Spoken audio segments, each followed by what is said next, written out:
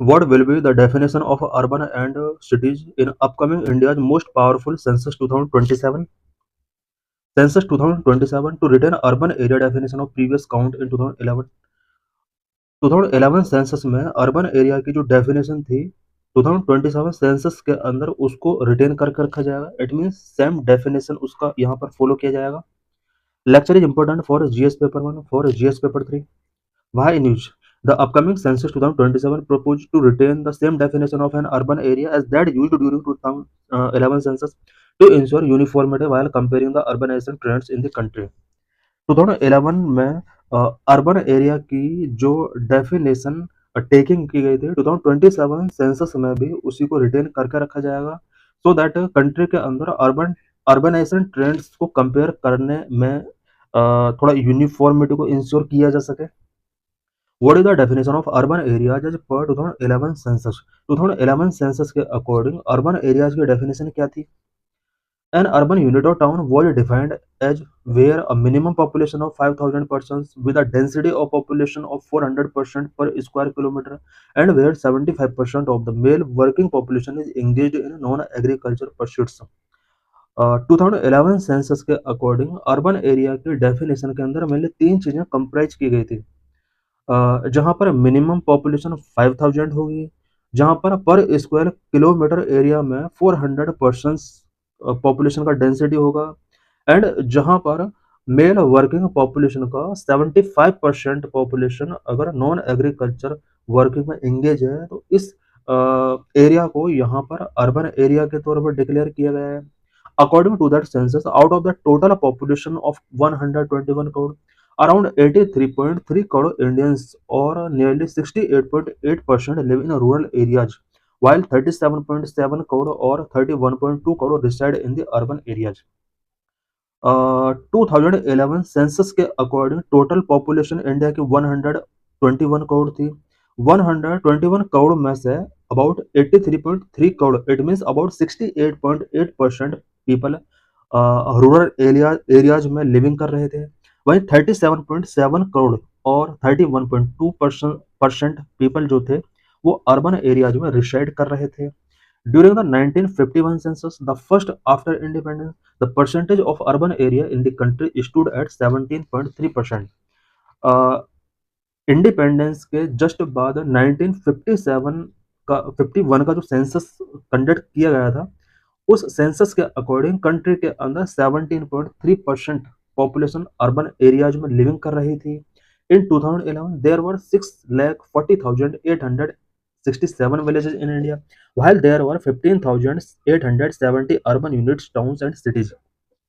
2011 census के according India के अंदर टोटल विलेजेस 6,40,867 थे. वहीं cities towns and urban areas की अगर बात की जाए तो ओनली 15,817 ये नंबर्स में थे. About population census. Population census is a process of collecting, compiling, analyzing and disseminating demographic, economic and social data of all persons in the country. Population census किसी भी कंट्री के अंदर पॉपुलेशन का data collect करना, compile करना, analyse करना या disseminate करने का एक प्रोसेस है जिसमें पीपल के इकोनॉमिक एंड सोशल डाटा को भी कलेक्ट किया जाता है. It also provides the information related to trends in population characteristic. Population characteristic के trends से related information को भी ये collect करता है. The Indian census is the largest administrative exercise undertaken in the world. World के अंदर अंडरटेकन की जाने वाली एक्सरसाइज में से एडमिनिस्ट्रेटिव एक्सरसाइज में से इंडियन सेंसस एक लार्जेस्ट एडमिनिस्ट्रेटिव एक्सरसाइज है. Nodal ministry conducted by the Office of Registrar General and Census Commissioner under Ministry of Home Affairs. India के अंदर जो सेंसस कंडक्ट कराया जाता है वो ऑफिस ऑफ रजिस्ट्रार जनरल जो कि मिनिस्ट्री ऑफ होम अफेयर्स के अंडर आता है इसके द्वारा सेंसस कंडक्ट कराया जाता है. Until 1951, the census organization was set up for each census on an ad hoc basis. 1951 तक एड हॉक बेसिस पर ईच सेंसस के लिए सेंसस ऑर्गेनाइजेशन सेटअप किया जाता था.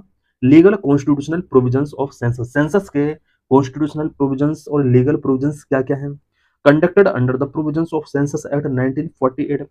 इंडिया के अंदर जो सेंसस कंडक्ट कराया जाता है वो सेंसस एक्ट 1948 के प्रोविजन के अकॉर्डिंग कंडक्ट कराया जाता है। Census is a union subject under article 246 of Indian constitution. Census एक यूनियन सब्जेक्ट है और कॉन्स्टिट्यूशन के आर्टिकल 246 के अंदर इसको यूनियन सब्जेक्ट के अंदर टेकिंग किया गया है। It is listed at serial number 69 of the 7th schedule of the constitution. Constitution के शेड्यूल 7 के सीरियल नंबर 69 के अंदर सेंसस को लिस्ट किया गया है। Confidentiality of information. The information collected during the population census is so confidential that it is not even accessible to the court of law. Census के during population का जो भी इंफॉर्मेशन कलेक्ट की जाती है वो इतना कॉन्फिडेंशियल होता है कि कोड ऑफ लॉ के बिफोर भी उसको प्रेजेंट नहीं किया जा सकता। This confidentiality is guaranteed by the census act 1948। ये जो कॉन्फिडेंशियलिटी होती है ये सेंसस एक्ट 1948 के द्वारा गारंटेड होती है। The law specifies penalties for both census officials and public for non compliance और violation of any provision of the act. Census act 1948 का अगर ऑफिशियल्स के द्वारा या फिर पब्लिक के द्वारा नॉन कंप्लायंस किया जाता है देन इसके अंडर कुछ पेनल्टीज स्पेसिफाई की गई हैं। History of census. इंडिया में सेंसस का हिस्ट्री क्या रहा है? ऋग्वेदा अर्थशास्त्र आयन अकबरी के अंदर भी सेंसस से रिलेटेड कुछ एग्जांपल्स हैं। Rigveda the earliest literature Rigveda mentioned that some kind of population count was maintained during 800 to 600 BC in India. Earliest literature Rigveda के अंदर मेंशन किया गया है कि 800 600 BC इंडिया में कुछ पॉपुलेशन काउंट को मेंटेन किया जाता था।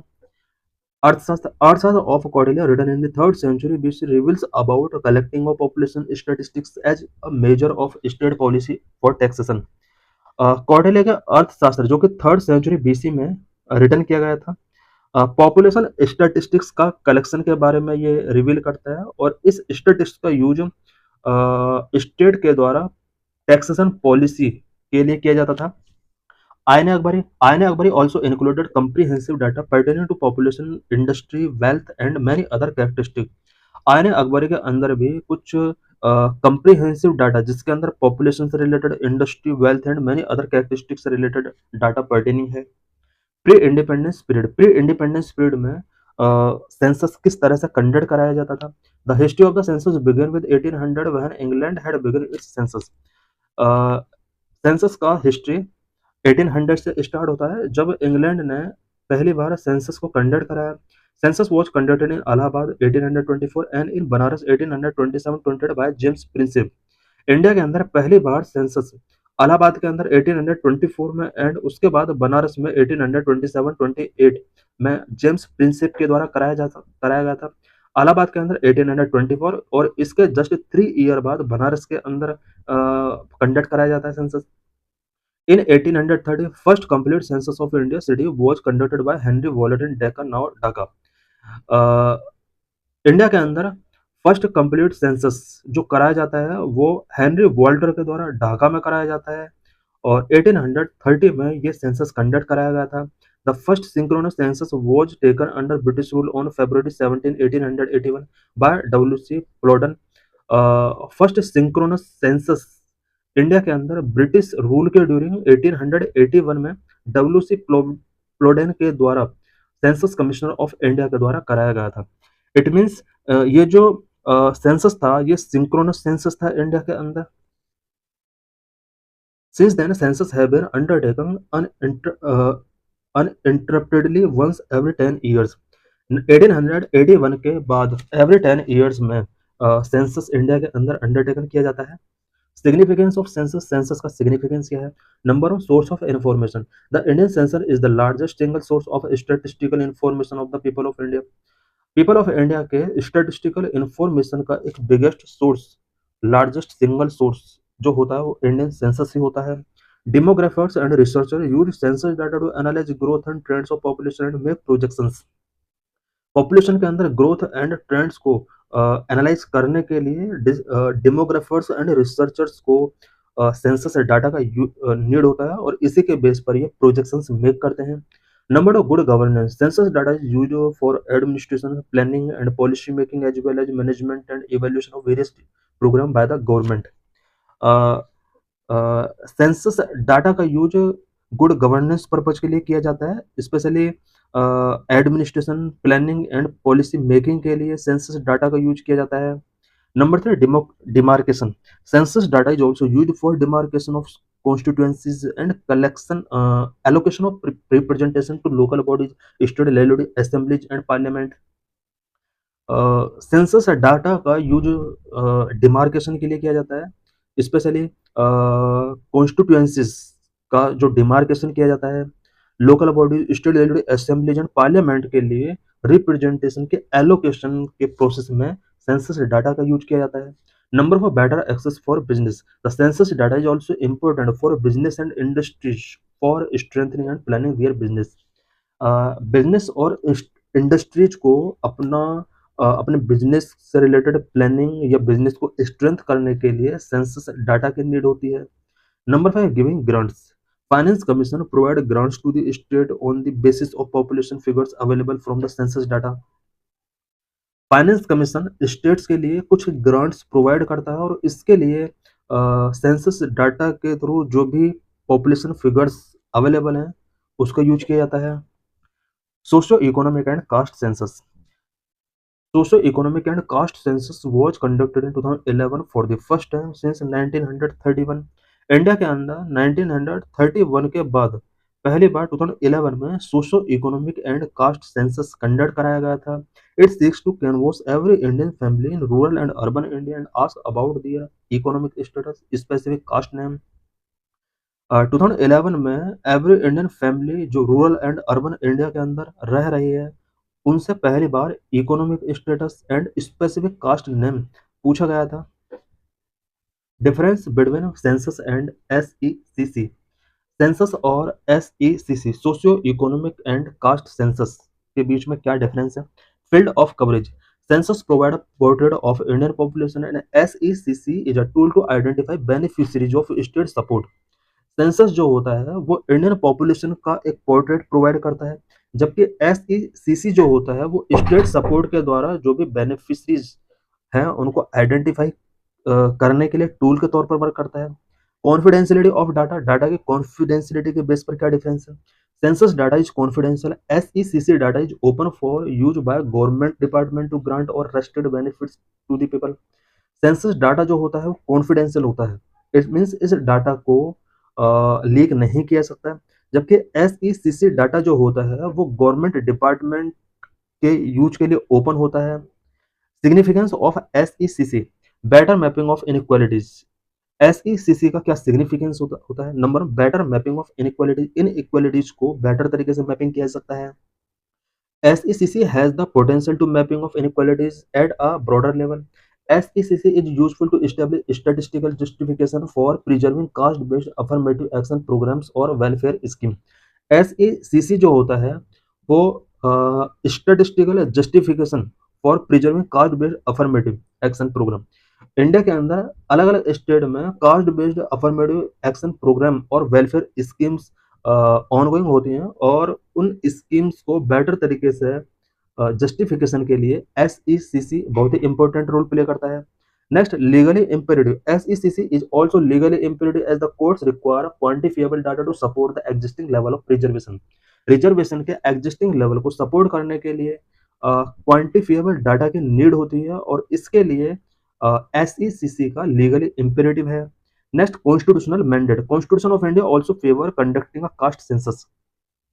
इंडिया का कॉन्स्टिट्यूशन भी कास्ट सेंसस को फेवर करता है। Article 340 mandate the appointment of a commission to investigate the condition of socially and educationally backward classes. Constitution का आर्टिकल 340 मैंडेट करता है कि इंडिया के अंदर socially and educationally backward classes के लिए एक कमीशन का अपॉइंटमेंट होगा। Commission make recommendations as to the steps that should be taken by government. Commission का जो मेन रोल होगा वो गवर्नमेंट के द्वारा कौन कौन से एक्शंस टेकिंग किए जा सकते हैं उससे रिलेटेड रिकमेंडेशंस इसका करना होगा इसके द्वारा।